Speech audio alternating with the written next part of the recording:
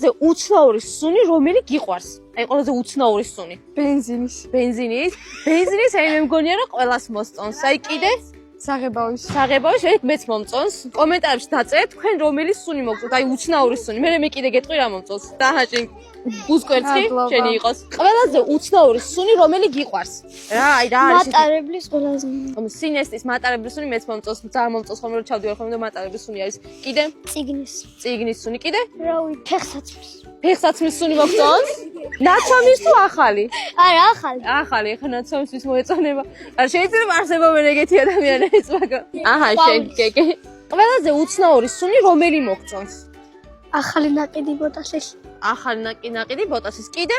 ახალი ნაკიდი ბურთი.